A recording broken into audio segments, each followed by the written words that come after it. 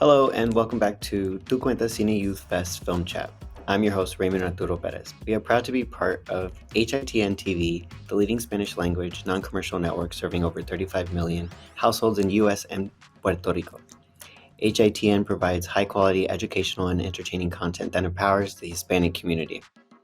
Tu Cuentas is not just a festival, it's a vibrant community of young storytellers committed to shaping a more inclusive future in the film and television industry, both in front and behind the camera. Before we start, I encourage you to visit our website at cineyouthfest.org to check out the top 10 film submissions before we announce the top 3 winners on October 16th. Don't miss the chance to see the incredible talent showcased this year. Your support means everything to these young filmmakers. Thank you so much for joining. And before we get to our guest, here's a little bit more about me.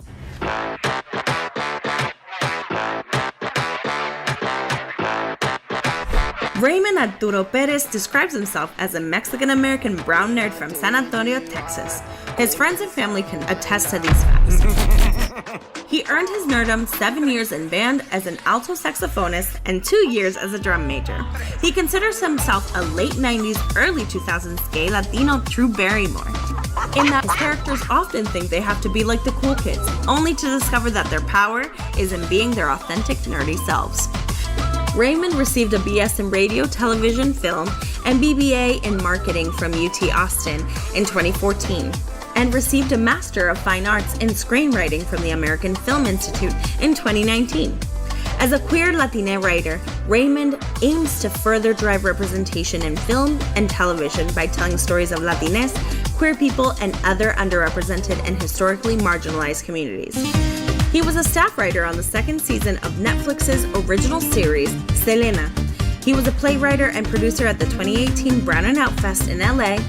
In 2022, Raymond was selected as a finalist for the inaugural Stars #Take the Lead Writers Intensive for his pilot, Chola Mom. In 2021, his pilot, The Only Gay in Waco, placed him as a finalist for the inaugural Out Loud list.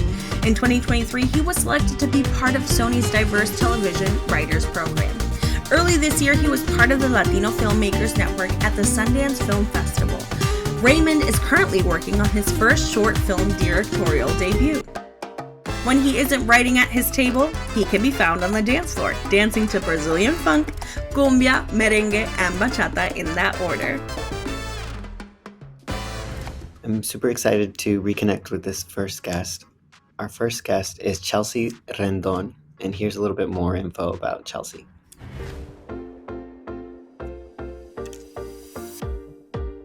Born and raised in Los Angeles, Chelsea Rendon has been a working actress since the age of 6, after booking a leading role in the feature film No Turning Back, which went on to win multiple awards for her portrayal of Cristina. She is most recognized for her role as activist María La Pinche Chinche Sanchez in Starz' hit series Vida.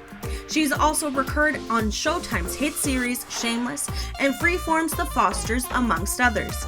She has worked on shows such as ER, The Shield, Judging Amy, Disney's McFarland USA, and has shown up on Netflix's original hit Bright. She is also recognized for her role as Ruthie in the Oscar-nominated film A Better Life. As an actor who is attracted to empowering female roles, Chelsea draws inspiration from the likes of Viola Davis, Mariska Hargitay, and Taraji P. Henson, and hopes to one day produce her own content and try her hand at directing. Chelsea enjoys practicing karate, eating her way through the city's best tacos, and finding time to catch up on her favorite television shows. Hi, Chelsea. Hello there. Thank you so much for having me. Thank you for being here. On the last chat we had with Liza and Carmen, we were talking about chingona and being a classy chingona. And chingona is definitely something that comes to mind when I think of Chelsea Rendon. It's a pleasure to have you here. Oh, thank you so much. I identify as a chingona. I'm also super excited to bring in our second guest today. Her name's Laura Alemán, and here's a little bit more about her.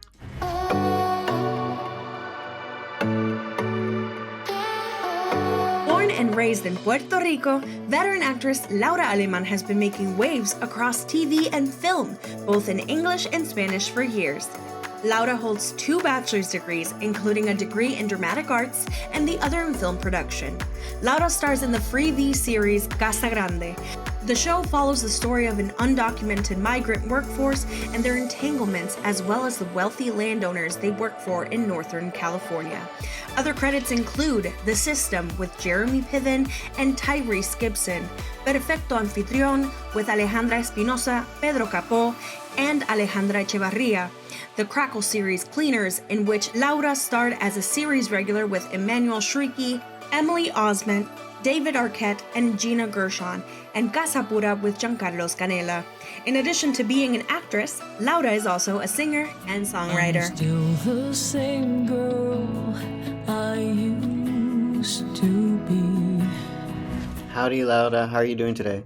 Hi, Raymond. That was a beautiful introduction. Very happy to be here today. Thank you so much for both of you for taking the time to be here today. Today's film chat on diversity and inclusion in cinema is going to explore how representation on screen and behind the camera can make such an impact, not just on the industry, but on the viewers watching. We know representation matters not only in front of the camera, but also behind it. And it shapes the stories to tell and how they resonate with audiences. Before we get into it, I think in the industry, we've been talking a lot about child acting and kind of having tough conversations about potentially having better guidelines or even legislation to support child actors. And what's interesting about both of y'all's careers is that both of y'all have started as child actors. I was curious to see how this has shaped your careers and kind of how it's left you as you have continued to act in this industry. I think I'll start by saying, luckily didn't really have any bad experiences that I needed any legal protection. My mom was very hands-on and was always on set with me. And I could think of 2 instances that could have been handled better, but they weren't bad. Or I guess that's not. Technically, I was on set for one day for like some promo thing. And I was definitely there for like 12 hours, fell asleep in my mom's arms. And they woke me up and like took me out of her arms to finish. And, my mom, it was at the beginning, didn't want to like ruffle any feathers. And then when I was around, that was when I was like 7. And then when I was around 9, I worked on an episode of The Shield where my character got raped. But it was only implied. We didn't film anything, but we didn't get the full script. So it wasn't until we watched the episode months later that we're like, what happened? What? And like all of my family's calling my mom being like, what did you let her do? And this is crazy. And so those are my quote unquote horror stories of being a child actor. But, in that situation, I shouldn't have been on set for 12 hours. They should have given my mom the full script. So there are things that they can handle better. But luckily I didn't have any truly horrible experiences like we've been seeing with the Nickelodeon scandal that happened. And we've heard about stuff with Disney as well. And so things need to happen. But I think it is important that the parents are involved and invested, because I think that's what made a huge difference for me. My mom was always there at every audition, at every set, and was just very hands-on. And I think that played a part. Laura, do you have anything to add to that? Yes, for sure. And I grew up in Puerto Rico, so it's a different scenario for me. I started in theater with my mom, and so she was always heavily involved in every single aspect of my artistic career as well. When I came onto set, I was already a teenager. She always was present as well, but I never really encountered anything that was beyond what is expected. I do have to say, yes, there were longer hours than they are permitted right now. And I would have really used help having a tutor on set back in the day. That wasn't a thing back in Puerto Rico when I was working in a TV series for years. And so I was very disciplined because I came from a mom and a grandma who raised me up to give me the best education possible. Nonetheless, it did strain my ability to be a child, to be a teenager, and have time to socialize and just be out there. So things have changed and evolved in that respect. Now, kids have a limited time on set. They do have a tutor that assists them through the process so that they don't fall behind on their studies.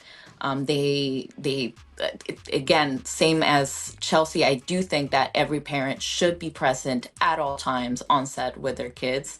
There's no reason why a kid should be left alone with a bunch of adult strangers, especially in the film industry. But yeah, I do think that things have evolved overall. And I just want to add, just to clarify, at least in California where I worked, there was always a studio teacher, from when I was 5 years old, being on a fotonovela for like a newspaper to being on film or TV. I did have a studio teacher. You did have certain hours if you were missing school that you had to do homework, and I can't remember exactly the breakdown, but it was like you had like 6 hours of working and then like 2 hours of studio teacher time that was school. So at least for my experience, they did take care of that. So that's really sucky that they didn't do that for you, Laura. Yeah. And they definitely do that now, because I've been on a set, with the young child and the studio teachers walking around there too. So I think they do the best job that they can sometimes. But again, everybody gets lazy. Everybody gets comfortable. Everybody is like, oh, you've done 3 seasons, like you're fine, or whatever it may be. And everything needs to be the same top to bottom to protect our children. Most definitely. Thank you for sharing. I appreciate that. I know both of y'all have had great and long careers in the industry already as Latinas.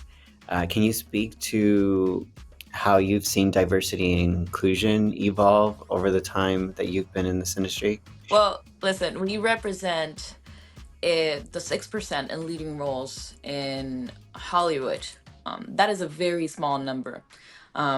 And so there's a lot of factors to take into consideration. The amount of time talent has been in town, the connections they have. It is a long endurance career. You do need a long career in order to tap into your greatest possibilities, no? And so there are some limitations for me, and I'll speak for me personally. I know it's different for Chelsea, but I came 9 years ago to LA. And although I've lived in New York, Miami, Atlanta, I've lived around, I did not have a structure or the contacts or the community, trying to find the word in English, but it'll come to me. It's a pathway.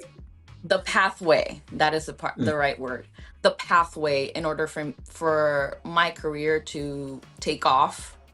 And I have been little by little getting to certain milestones, but it has been a challenging process for many reasons. One, for my accent. Second, I am Puerto Rican, and so that creates a bigger limitation in terms of the roles that I can cast and the color of my skin, the contacts of that I have with the cast and directors and such, and not only to mention the part in which I'm performing here in Hollywood, also from Puerto Rico. I've had films that have gone through all the major festivals, but haven't been able to find distribution because it is a Puerto Rican film. And although we have been in statistics included as Latinos, when it comes to studios to pick on a movie, they describe Puerto Rico as a very small audience and not profitable for them to distribute. And so these conversations are too antique, are too limited in perspective when it comes to the range and the reach that Latinos have overall. We will always support a Latino film. We need more content. We need to see each other on screen. And so having those barriers, that red tape that limits our ability to be seen, is still very present. Yes, we have done a lot of progress, but I do think that we have a long way to go still, in order for us to have the proper representation. Yeah, I agree. I think that there's been so much, I think like every 5 years or so, there's like a big like Latinos are here moment, and then nothing happens. And I think, a couple years ago with One Day at a Time, with On My Block, with Vida, it kind of stayed. And right now we have Will Trent that's on primetime TV. We had Station 19 with Latino leads with Jana Lee Ortiz. We had Party of Five. We had Beauty Baker and the Beauty, and we had all these projects. And we do have blockbuster movies with Latino leads, like we just saw with Twister with Anthony Ramos and Brandon Parrea, I believe his last name is. Then you also had In the Heights come out. That was a huge deal, but then that narrative was switched. So there's a lot more opportunities, but we still make up like 3 to 6%. I don't remember what the last number was in the article that came out, but it was like 3 to 6% is all we get. And I think the hardest part is, that's the only thing I disagree with you, Laura. Latinos don't show up for Latino projects. For Vida, our biggest demographic was middle-aged white men. The Latino audience did not watch. And I don't know if that's because it was on Stars and they had to pay for it, or because it was very LGBTQ plus, but no, the Latino audience didn't watch. And I've heard that with a lot of other projects. And from what I hear is the studios are like, let's get the Latino show. So we get the Latino audience. And then when we don't show up, they're like, oh, well, they're not even watching. So we could just do whatever else we want. And I think that's the biggest power that we have as audience members. I watch almost anything that has a Latino lead. Like, I watch so much network TV. My boy Octavio is on SVU. Lizette is on The Rookie. I was watching, oh God, I'm blanking on the name. But I had like 4 or 5 shows that I was watching. Lopez versus Lopez, even before I was on it, I was watching. So it's so important to watch. And it's like right now, the Umbrella Academy with David Castaneda is the number, like a hit show on Netflix. So we have those opportunities, but we have to watch, because at the end of the day, the higher ups and the gatekeepers look at money and they look at numbers. But we as Latinos, like she was saying, she's Puerto Rican, it's harder for her, or Puerto Ricans are harder, because Latinos are like, well, I'm not Puerto Rican, I'm not going to watch that. Or, well, I'm not Mexican, I'm not going to watch that. When it's like, no, we need to support each other. And a Puerto Rican should have no problem playing a Mexican, and a Mexican should have no problem playing a Colombian, and a Colombian should have no problem. Like, as long as we are gente playing gente, we should be happy and we should support that. And that is our own segregation, because again, we say that when it comes to content, but we say that amongst each other of like, oh no, I'm Puerto Rican, don't call me Mexican, or I'm this and don't call me that. Like, and we have to come together and support each other, because we are the ones that are chopping us down at the knees. I totally agree on that front, and supporting each other. And there is a lack of an audience showing up. I do think that has also a huge impact when it comes to amplification, meaning distribution. How hard does the studio push for that show? How much does it promote? Or is it just a check mark to say we are covering the diversity aspect in our 100% platform? right. That is, yeah, and that comes into marketing money. Yeah. So when you see budgets in terms of a Latino show versus a white audience-based show, I'm not sure if I'm even politically being correct, but a non-Latino show. When it comes to a non-Latino show, they have 5 times the budget that a Latino production would have to amplify that content. And so the reach for that show to be seen, for the audience to even know that the show exists, is very little. The threshold is very little. And so a lot of these things have to do with several sides. With the audience, of course, there needs to be more involvement and more participation in terms of watching the content that is specifically Latino, for us to keep thriving and seeing each other on screen, but also for studios to treat Latino shows equally. as any other show within their repertoire for us to be able to have the same opportunities to grow. It has been shown on the box office that we do sell tickets. The representation is screaming for more. But it only happens when there is a diverse cast, because they push and promote the production equally as any other production. But if it's fully focused on Latino audiences, then it just falls apart. And we have seen that over and over and over again. And it is sad. But I do trust that things have evolved. And I do know that we will continue evolving as Latinos and showing up and raising our voices to be seen. Oh yeah, definitely. Again, like marketing and the money that we get as Latino shows isn't the same. It's peanuts compared to other projects. And so it wasn't, I think One Day at a Time had the issue where they got canceled, and then social media got it picked up again, and then it got canceled, and then it got saved by another network, Pop, I believe. And so it takes that for people to find out, oh wait, it got canceled. Oh wait, it's not coming back. And then we speak. So marketing and the money that they put to promote it has a big aspect, and that's why they have to value us. But then also as the Latinos, we have to show up, because like the biggest like numbers that have happened are like Bad Boys movie. So a bunch of Latinos showed up. You know, Inside Out 2, I believe, also a bunch of Latinos showed up.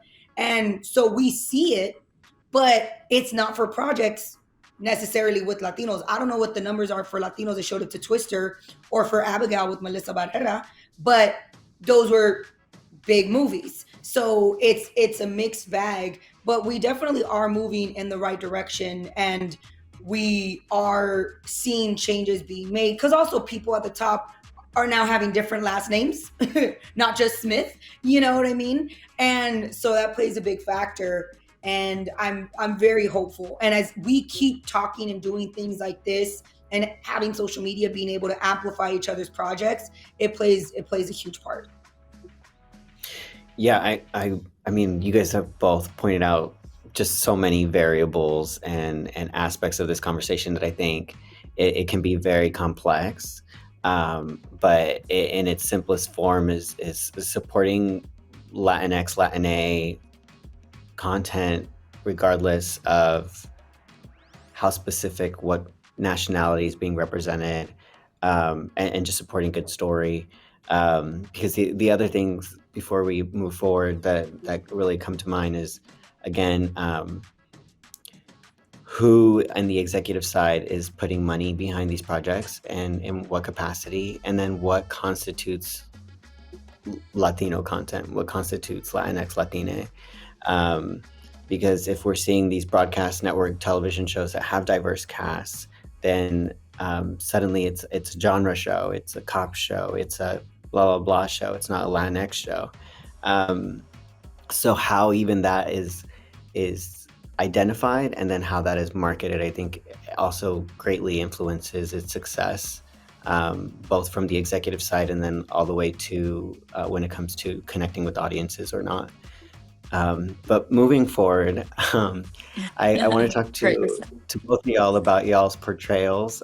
Laura, your portrayal of Paula in Casa Grande reflects the struggles of an undocumented immigrant, while Chelsea, your role as Mari in Vida has been praised for its depth and authenticity. How do you both feel your characters resonate with audiences, and what messages do you hope they convey about cultural representation and the experiences of marginalized communities? Chelsea, do you want to go ahead and take this first? Sure. I think the biggest thing, truthfully, is I'm a Get a Little Mexican from Montebello, East LA. So it wasn't too hard to play Mari being from Boyle Heights. You know what I mean? The hardest part for me was dealing with the machismo-ness, because I didn't grow up with my dad in the household. So there was never that. And so the Chelsea in me was wanting to fight the dialogue and the scenes, but it was like, no, but Mari deals with it. So like, you got to deal with it. So I think that in general, for me, with any role that I take, I put Chelsea in it. So it's not Mari's going through it. It's Chelsea as Mari going through it and connecting it to myself. And what would I do if I was in that situation? If my dad kicked me out, if there was this tape leaked, if there was this, and I think that's, for me, how I connect to it. And I think that's what resonates with other people.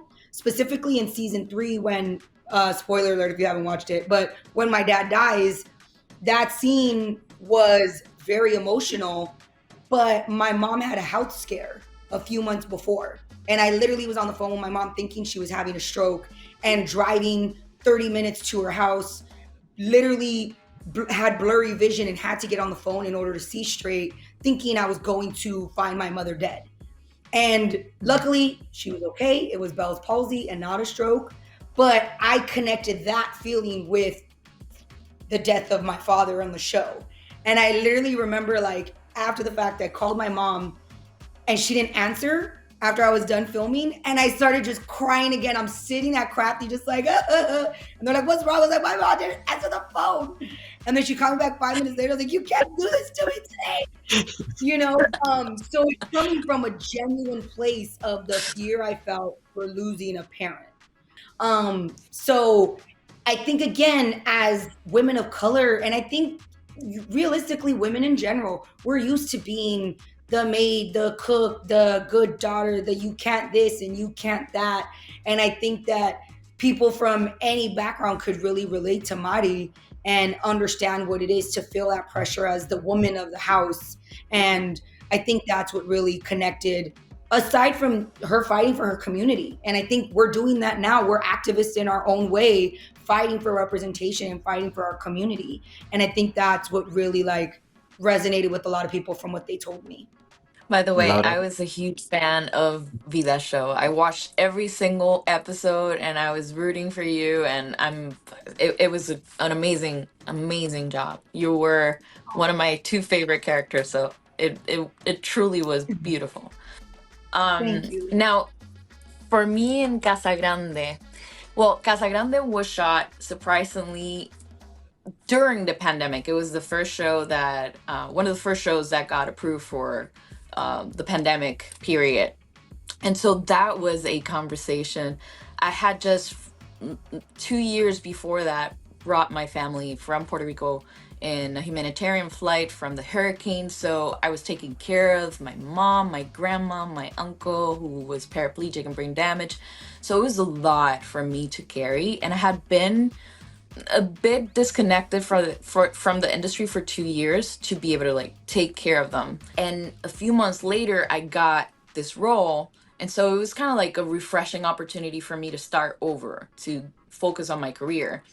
And this role represented so much for me. I had so many things in common. I come from a generational, I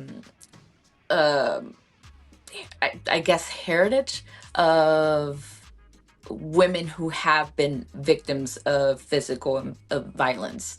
And so me being able to break that cycle and also have gone through the experience, know what it feels to be in the shoes of a domestic violence victim. Not loving the word victim, by the way, but that is the term. So, but having been in those shoes. Survivor. Thank you, Chelsea.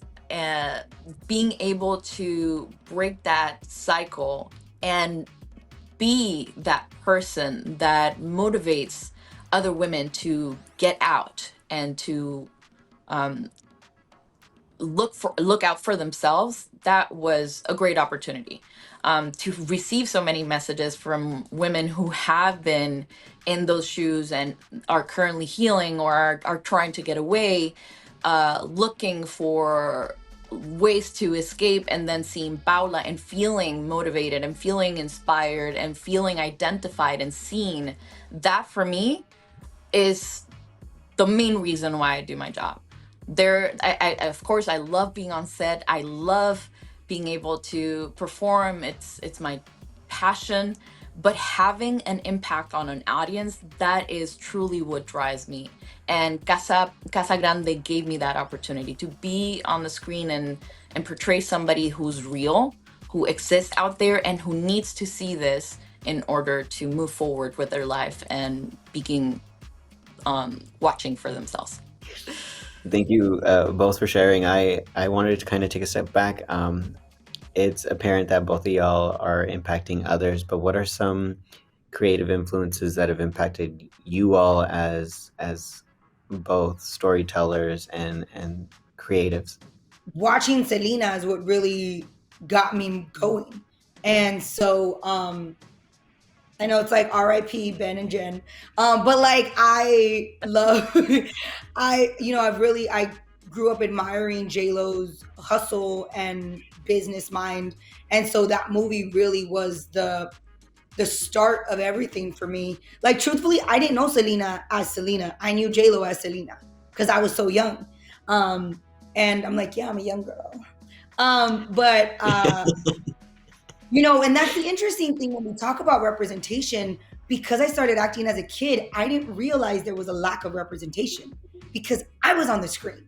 Because the people that were my family were all Latinos and we all looked at each other and we looked the same. So it wasn't until I booked Vida and I started doing press and saw the statistics and I'm like, oh, this is not okay. And felt the weight of, oh, wow, this is so meaningful. So I'm kind of blessed in that way that I didn't feel that growing up.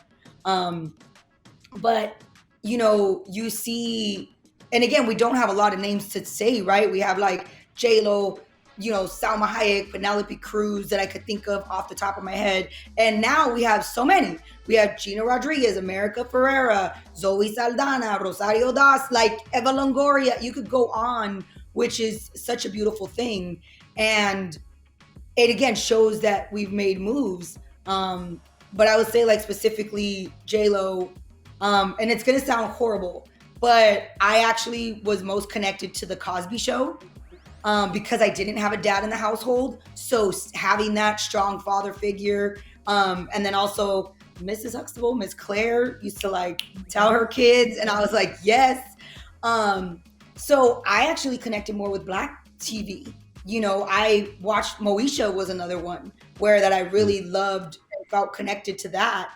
And so I think like, again, as people of color, we are so connected and so similar and we just don't realize it. But yeah, that's my most rewarding thing. For me, I have to say, hands down, Rita Moreno.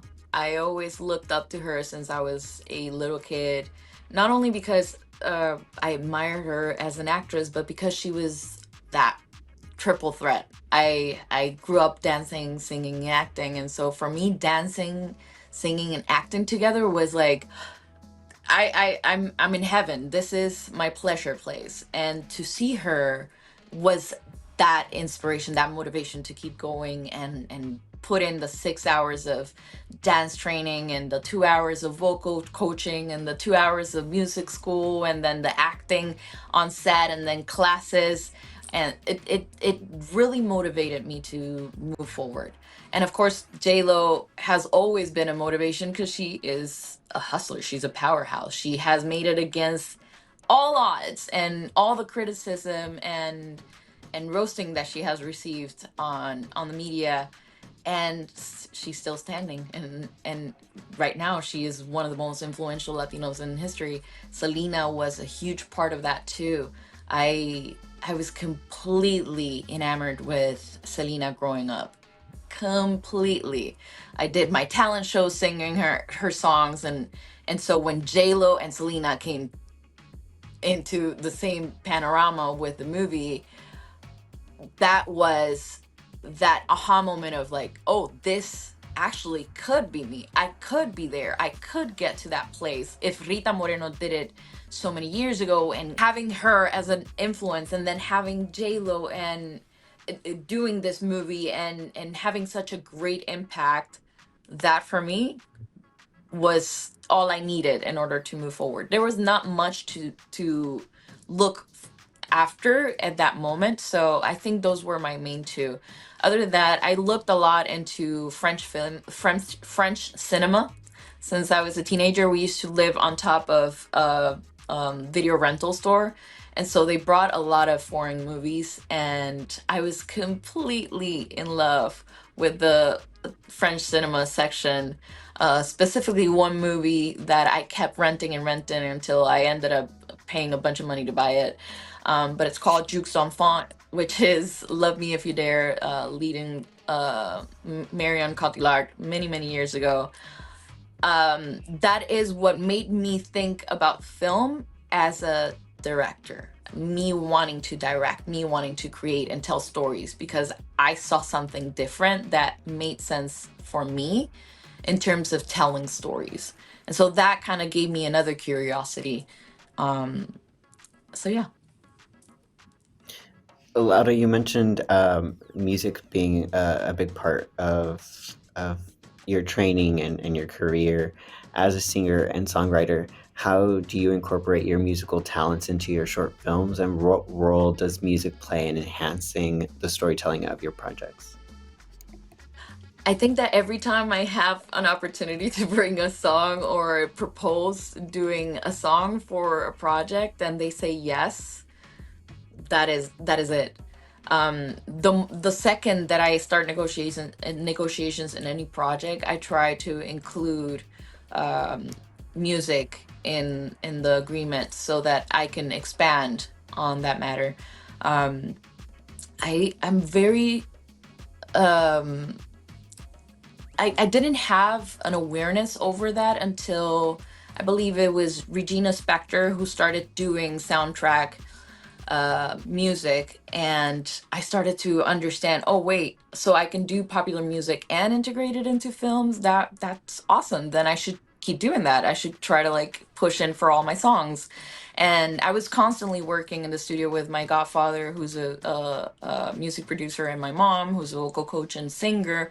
We would do vocal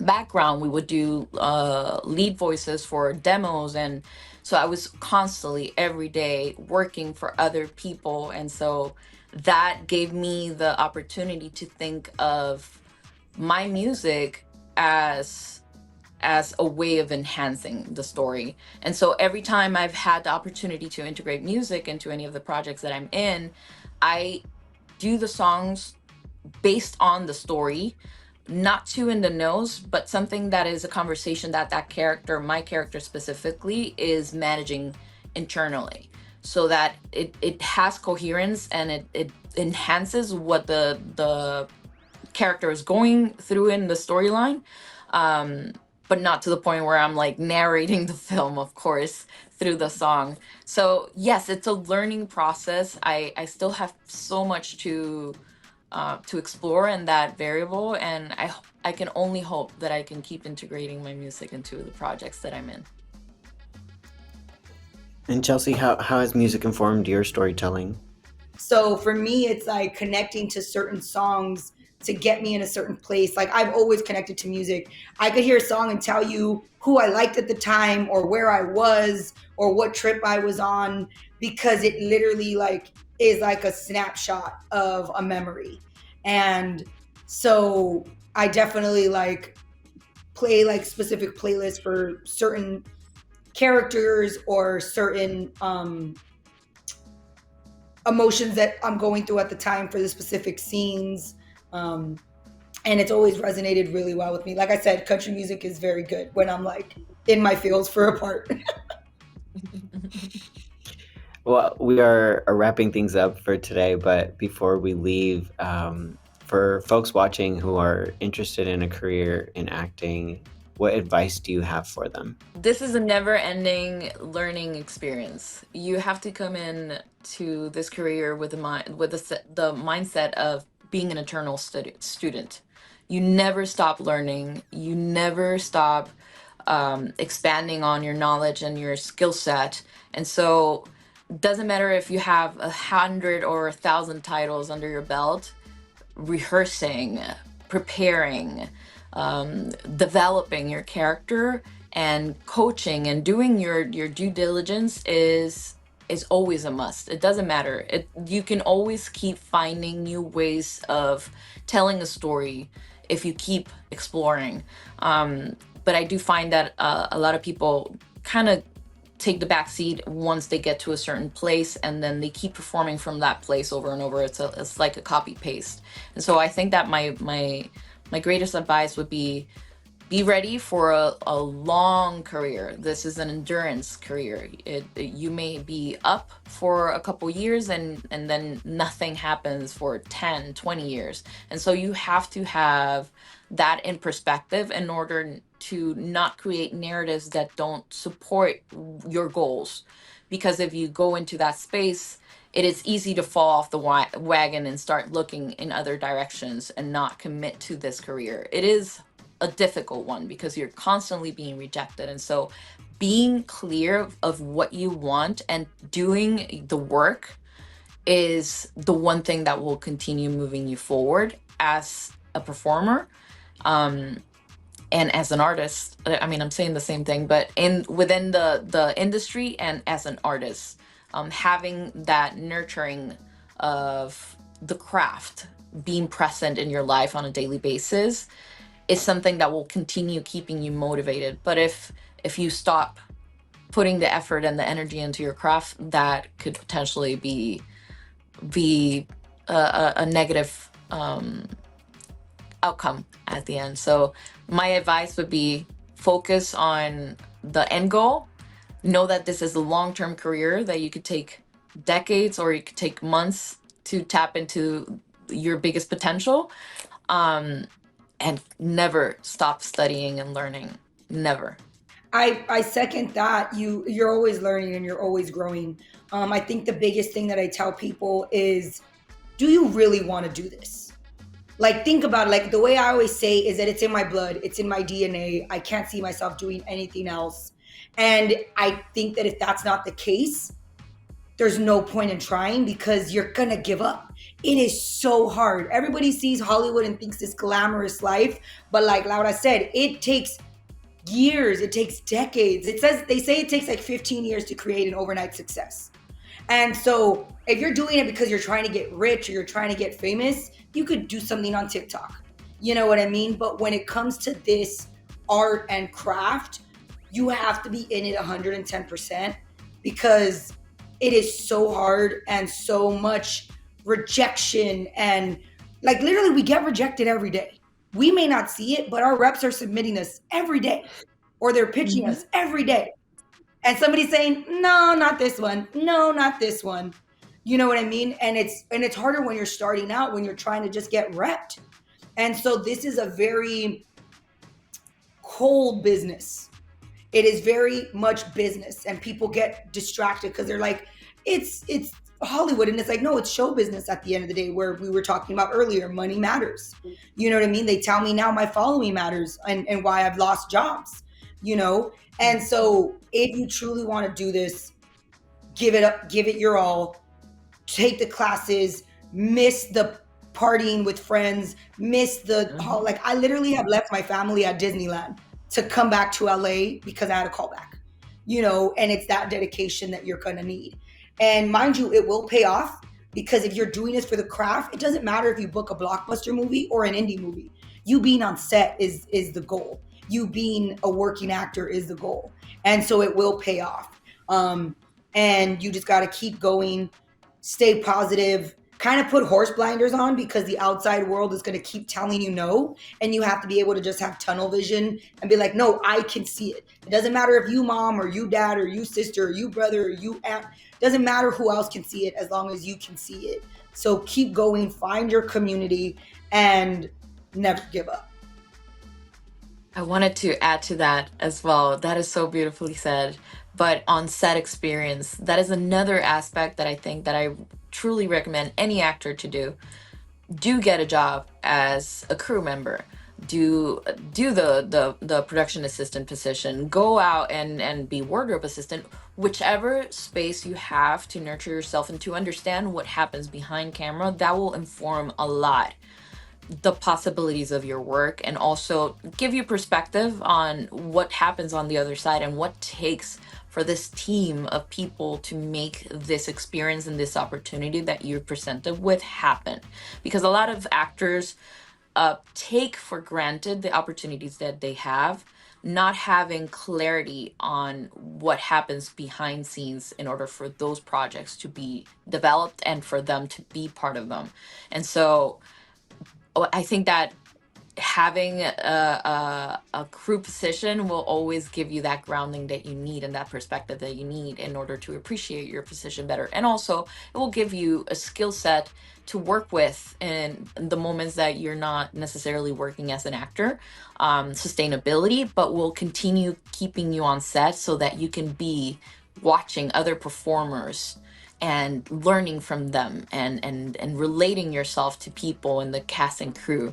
And so that would be another advice. Do explore possibilities within the crew positions without losing perspective, of course, of your career in acting. But eventually, if you want to be a storyteller, going through these positions is only going to enhance that that development as a director, as a producer, as an actor, as anything you want to be within the film industry. Well, thank you both for your time. I really appreciate it. And it's been a pleasure to have this conversation with both of you. For those watching, thank you so much for tuning in. Definitely check us out tomorrow. With that said, special thanks to our sponsors. Thanks to our sponsors, we continue to have important conversations that educate and inspire the most valuable asset for a brighter future, the new generation of Latinx creatives. Visit cineyouthfest.org to find out more. Because tú cuentas. Powered by HITN.